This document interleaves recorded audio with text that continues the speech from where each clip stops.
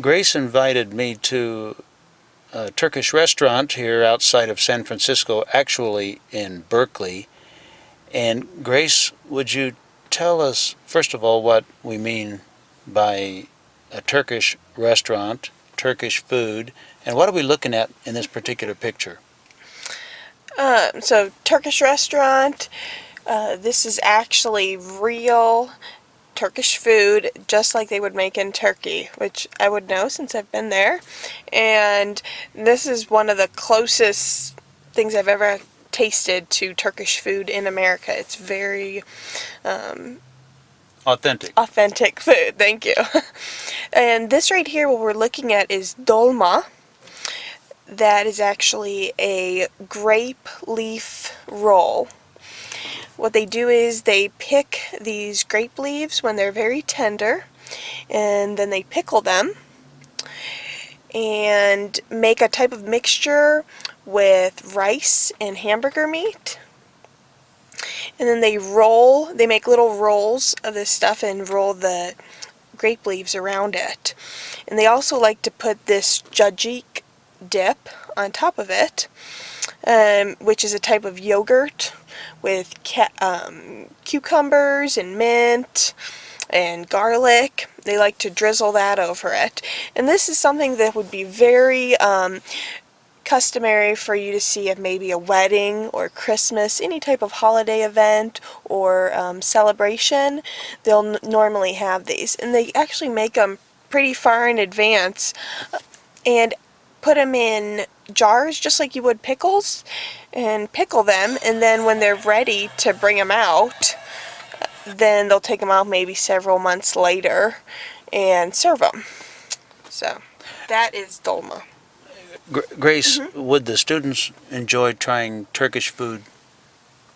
Oh, would they enjoy? I think that people would enjoy trying Turkish food.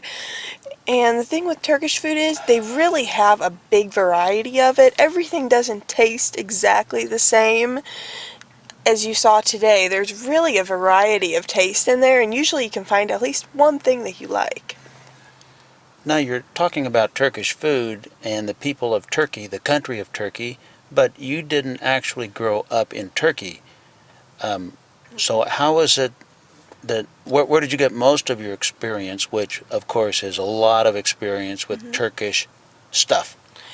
Well, for one, in Romania we lived very close to an authentic Turkish restaurant that some Turks owned, and me and my mom would go there every couple of weeks and eat this Turkish food. Ah, okay. And we really enjoyed it. But then also, my parents working with Muslim gypsies, who are also Turks, we would go to lots. So you lived with Turkish gypsies? Yes, we lived close to them, I would say, and grew up with a lot of them. And so we'd go to lots of birthday parties, weddings, any kind of celebration where they would have this type of food. And so then we also got to enjoy this type of food at any kind of celebration that we went to with Turkish people. So it was a way of life. Now what are we looking at here? Now this is a lahmacun, and it's actually a type of Turkish pizza. It's very thin, as you can see, very crispy. Has some tomato sauce, spices, but the key ingredient is the lamb. The lamb? Yes, the and lamb. I thought you started to say lemon here. Squeezing a little bit of lemon juice. Also that. If you don't squeeze the lemon juice over it, you just don't get the same effect and taste. So if you see someone from Turkey eat it, most likely you'll see them squeeze the lemon juice over it and then put some lettuce, onions, sometimes even tomatoes, several different types of vegetables on top of it, fresh ones, and they eat it just like that. And this is very popular among the Turks as well. It's a very common food that you'll see them eat.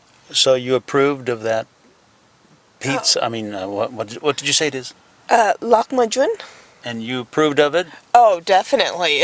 It tastes just like the ones I've eaten in Romania and Bulgaria at Turkish restaurants and eaten at Turks' houses. Most people aren't going to think that pizza would have lamb on it. I didn't either until I ate it, and Turks don't think you're supposed to put salami on your pizza, so what can you say?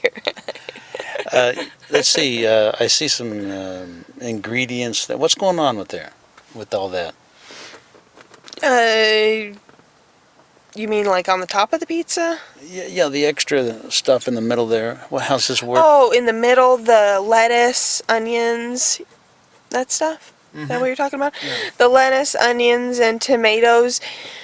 And sometimes you'll even see maybe some green onions, parsley, that type of stuff. They'll just mix it up. They usually put it in the middle, and then you'll just use your hands and pick out a little bit of it and put it on top of your slice of pizza.